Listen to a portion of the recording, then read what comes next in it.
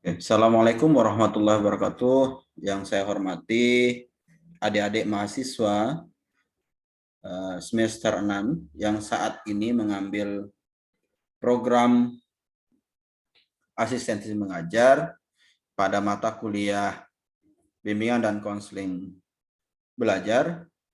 Berikut ini pada kesempatan ini saya akan memberikan pembekalan tahap kedua, yaitu kita akan membahas tentang rancangan pelaksanaan layanan bimbingan dan bimbingan kelompok. Nah, pada kemarin saya sudah menyampaikan kepada saudara tentang apa saja yang harus dikerjakan di dalam mata kuliah bimbingan dan konseling belajar ini selama saudara berada di sekolah tempat saudara melakukan program asistensi mengajar. Sebagai gambaran bahwa pada saat ini saya akan memberikan gambaran tentang RVL bimbingan kelompoknya itu seperti apa. Nah, salah satu contoh, ya kebetulan RVL ini adalah yang sekarang cukup satu lembar saja bentuk RVL-nya, ya. Jadi ini salah satu contoh RVL untuk bimbingan kelompok secara kelompok. Misalkan di SMA-nya sebut saja SMA Mandalika.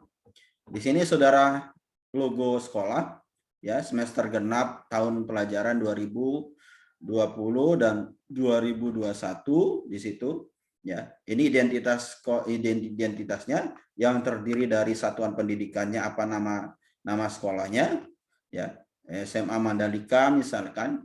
Komponen salah satu contoh adalah layanan dasar misalkan. Bidang layanannya yaitu belajar, ya. Topik yang saudara angkat itu apa pada saat ini?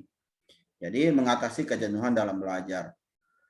Teknik layanan yang akan saudara, misalnya teknik layanannya yang saudara ambil misalkan dari banyak yang kemarin yang saya sampaikan, dari biblioedukasi, video edukasi, ada role play, social learning approach, ya, experiential learning, dan value klarifikasi teknik. Nah, misalkan salah teknik yang akan saudara ambil misalkan saat ini adalah video edukasi. Nah, misalnya di kelas pelaksanaannya di kelas 8, alokasi waktunya 2 kali, misalkan 2 kali 45 menit, ya, mungkin secara daring atau secara luring nantinya, ya, saudara lakukan. Nah, dalam setiap ini perlu gambaran bahwa dalam setiap saudara melakukan bentuk kegiatan, satu kali kegiatan, saudara harus membuat RVL-nya. RVL ini adalah salah satu bagian dari bahan yang akan saudara siapkan setiap saudara melakukan kegiatan. Nah, setelah identitas, itu ada tujuan layanan. Misalkan tujuan layanannya harus sesuai dengan tema yang kita angkat.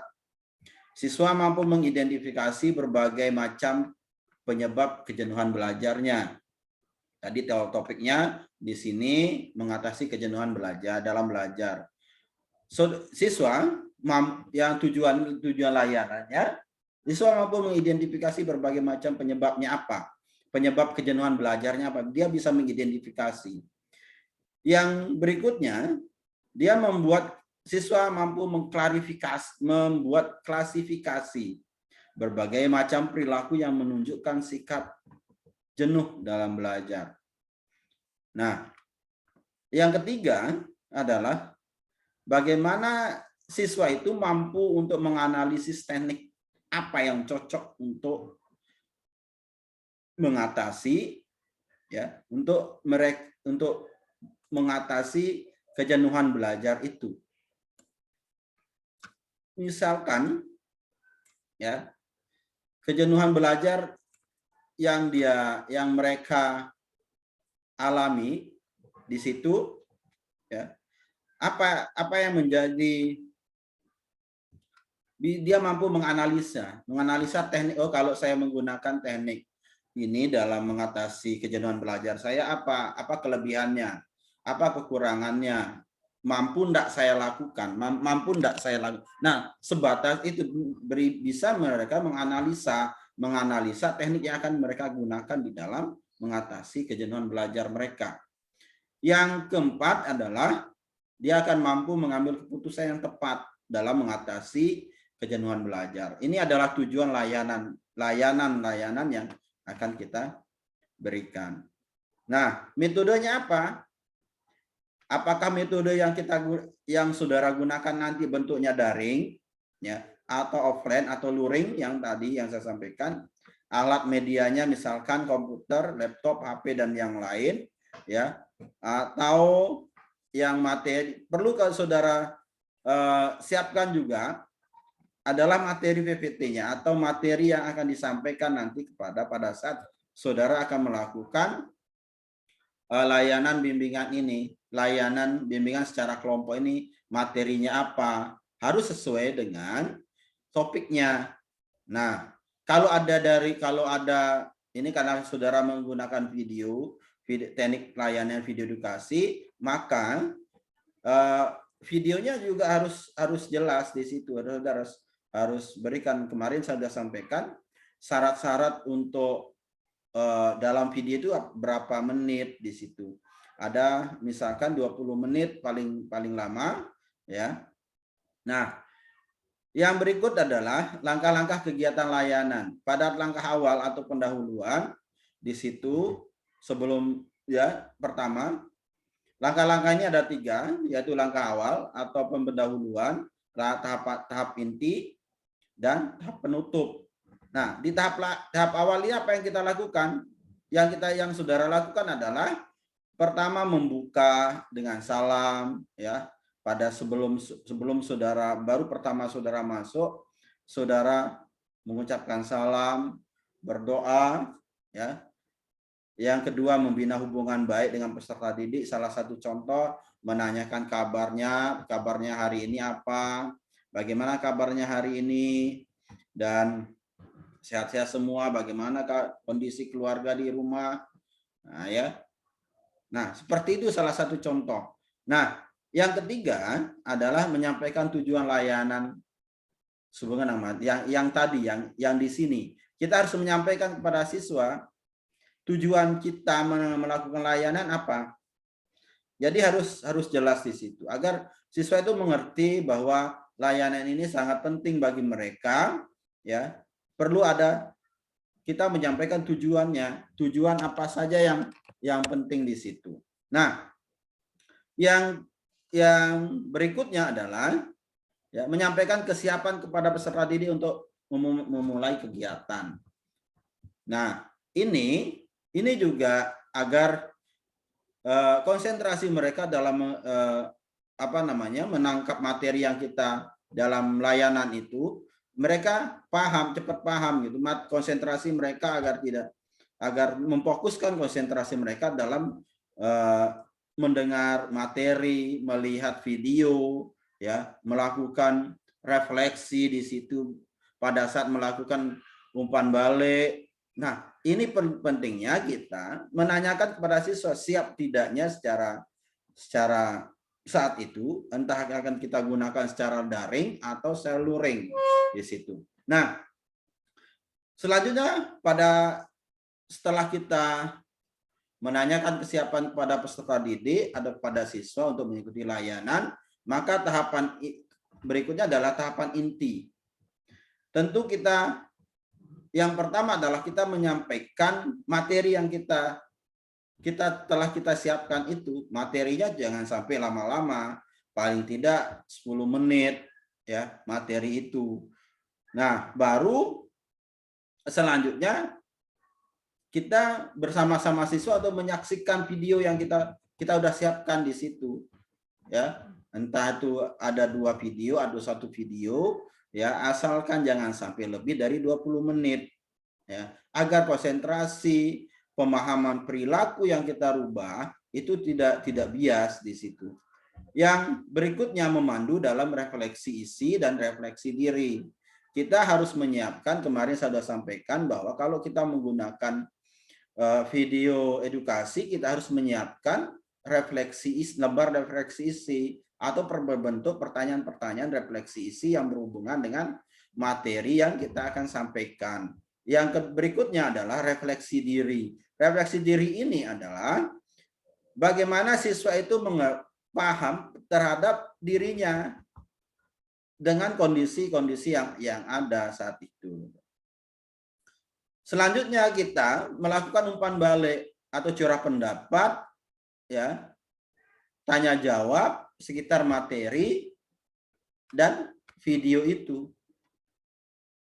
Apa yang harus kita berikan di sini umpan balik? Salah satu contoh sebagai gambaran bahwa apa yang telah kita tanya di refleksi isi dan refleksi diri, kita menyampaikan kepada siswa atau meminta pendapat peserta lain, ya, memberikan kesempatan peserta yang kurang paham untuk bertanya dan memberikan kesempatan peserta untuk berkomentar terhadap pertanyaan atau pernyataan-pernyataan pada refleksi isi dan refleksi diri dari peserta yang lain juga. Ya, misalkan si A, kita menyampaikan refleksi isinya, dirinya seperti ini. Lantas selanjutnya kita memberikan kesempatan kepada peserta yang lain untuk melakukan komentar, memberikan komentar kepada refleksi isi dan refleksi diri untuk peserta si A misalkan. Begitu seterusnya sampai selanjutnya kita mendapatkan kesimpulan. Kita mendapatkan kesimpulan terhadap umpan balik itu atau komentar. Baru ini kalau kita sudah menyampaikan kesimpulan, maka itu adalah tahapan penutup. Kita sudah memulai tahapan penutupnya. Dan di tahapan penutup itu juga kita menyampaikan juga rencana layanan yang akan datang apa yang berhubungan dengan layanan konseling misalkan atau layanan bimbingan di situ. Nah, jangan lupa yang tadi, kalau sebelum kita mengakhiri, tadi kita mengawali dengan salam dan doa. Kita pada tahapan pengakhiran ini kita harus mengakhiri juga dengan terlebih dahulu berdoa dan baru salam. Jadi itu jangan lupa sampai melakukan doa dan salamnya pada tahapan penutup. Selanjutnya untuk evaluasi, di tahapan evaluasinya misalkan apa yang akan kita gunakan untuk evaluasi proses misalkan. Kita di evaluasi proses itu siswa menyiap proses jalannya layanan tentang sikap dan keaktifan para peserta didik dan mengikuti layanan. Apa bentuknya apa? Apakah kita akan membuat lembar evaluasinya, itu terserah saudara untuk lembar evaluasinya, ya. Yang kedua, lembar evaluasi hasil perubahan perilaku yang akan kita berikan itu seperti apa? Apakah kita akan membuat angket dan menyebarkan kepada siswa untuk diisi? Jadi ini ada 3 tahap atau 4 tahap dalam RPL ini. Selanjutnya jangan lupa setelah saudara buat RPL seperti ini, jangan lupa untuk ditandatangani oleh mahasiswa sendiri, ya.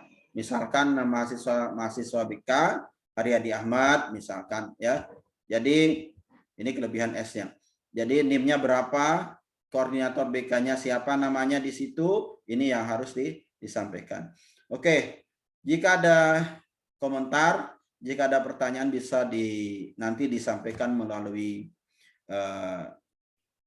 pesan di video, di bawah di video itu, di video ini, ya karena akan saya share melalui channel YouTube saya di Haryadi Ahmad, dan nanti akan kita diskusi melalui grup PA, dan mudah-mudahan saudara bisa memahami apa yang saya sampaikan pada kesempatan ini. Jadi kalau ada kekurangan dan atau kelebihan kata, saya mohon maaf. Misalkan ada pertanyaan, Pak, bagaimana kalau RVL yang dipakai di sekolah itu masih menggunakan RVL lama? Nah, RVL lama itu seperti apa? RVL yang lama itu bisa sampai 3 lembar, 4 lembar di situ. Ya, itu dikondisikan saja. Ini adalah sebagai salah satu alternatif bagi saudara untuk menyusun RVL. Ini salah satu contoh RVL yang 1 lembar yang saat ini digunakan. Jadi ini yang saya sampaikan. Sekian, jangan lupa like and share dan subscribe di channel YouTube saya. Jadi sekian, assalamualaikum warahmatullahi wabarakatuh. Salam hormat buat adik-adik. Saya tidak pernah bosan untuk menyampaikan, jangan lupa jaga nama diri saudara, jaga nama baik keluarga, jaga nama baik alma mater saudara. Jadi gunakanlah kesempatan yang singkat ini, yang beberapa bulan saudara berada di sekolah, gunakan sebaik-baik mungkin untuk mendapatkan relasi yang lebih banyak, mendapatkan teman, mendapatkan sahabat, mudah-mudahan ada yang mendapatkan jodoh juga di situ. Jadi sekian, assalamualaikum warahmatullahi wabarakatuh.